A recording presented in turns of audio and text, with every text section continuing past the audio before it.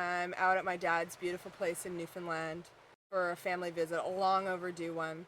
This seems as good as it's gonna get in terms of a backdrop for me to let you know that Luna and I are finally moving back to Guatemala. If you've been watching from the beginning, you know that first I moved to Antigua, single, without a child, unpregnant, and I was working as an English teacher for $4 an hour and trying to figure out why the hell I gave up a cushy life in Canada to do that.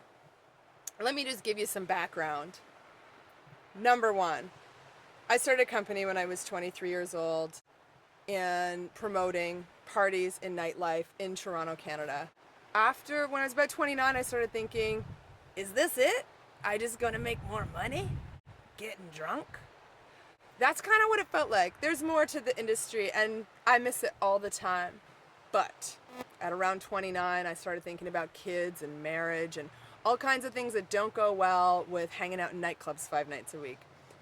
And tours and parties and celebrities and all the stuff that comes with it. I quit at 30 and I had no idea what I was gonna do.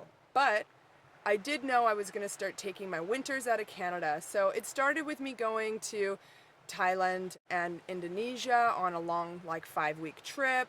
Then I went to India and became a yoga teacher, and that was a huge pivotal change. Once I went to India and became a yoga teacher, I had quit doing drugs, which were part of my job before. I had quit drinking.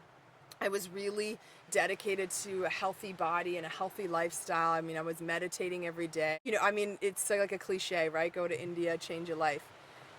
Anyway, I came back spiritual, different. Initially, I moved to Bali and I was working with an amazing chef there named Will Merrick. He owns many restaurants now. At the time, he had Sarong and Mama San and was opening another one in Jakarta.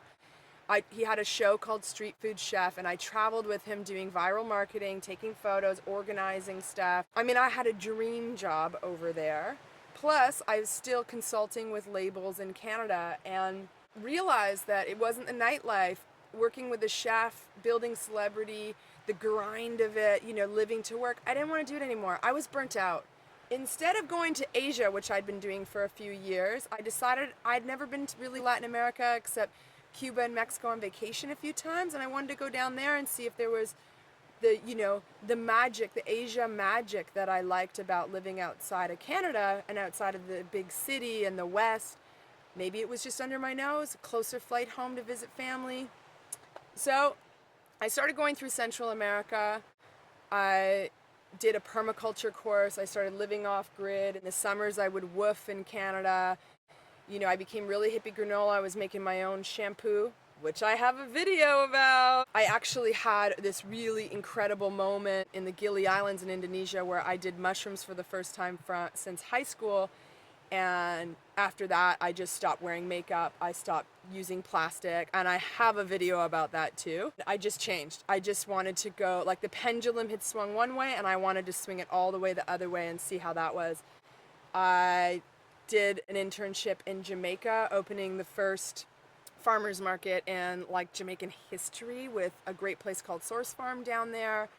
I was living on Ometepe at Inanita, an off-grid tantric teaching community with the most hyper-local kitchen I've ever had, not using refrigeration, trying all kinds of things. As I would come back to Canada to work in the summers at my company, still consulting, that was what was financially fueling the whole thing.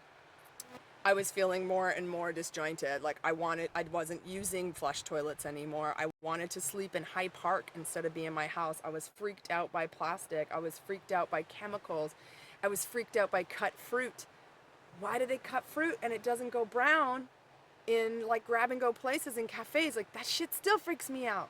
I wasn't part of my culture anymore.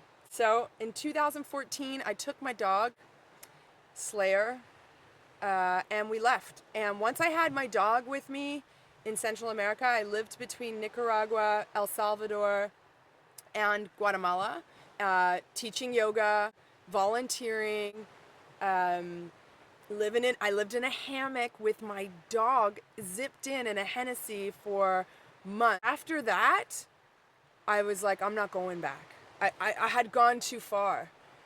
Unfortunately, on March 28th, 2014, Slayer died in San Juan del Sur. God, it's still really hard to talk about. She was hands down the love of my life. I never met a person as good as Slayer. We had a really special connection, and I thought that I was going to be going back to Toronto that summer, packing up all my stuff and permanently moving part-time to Guatemala and part-time to Nicaragua with my dog, and we were going to start a new life. And then she died, and it fucked it all up. After that, I didn't know what to do. I was so heartbroken. I didn't want to go back to Toronto because, to be honest, most of my friends were in the club industry, and I thought I would just go back and start drinking and doing drugs and trying to disappear. So I went to Ometepe, which was sort of my home and the place Slayer loved the most in the world. I taught yoga at Zopilote for a couple of months there on a work trade, and I cried and I yelled and I got drunk and I did a lot of yoga. And then when I felt ready to go home, I went back to Canada and I just continued on exactly what I had planned with Slayer. I came out to Newfoundland by myself. It was a trip I had planned to do with Slayer. I hiked Gros Morne Mountain, which I had planned to do with my dog, and I hitchhiked around the island. I had the best trip in Newfoundland I've ever had in my life by myself, a month down here. It was deadly, as they say. I mean, everything. I went George Street Festival. I saw Family Interior. I went to my mom's place in Twillingate. I was at my dad's house. We drove down to Rose Blanche in this camper right here. I mean, it was a killer summer. Slayer would have loved it. And then I packed my house up in Toronto. I got rid of all my possessions. And I took the job teaching English that I had been offered when she was still alive, and I went out to Guatemala.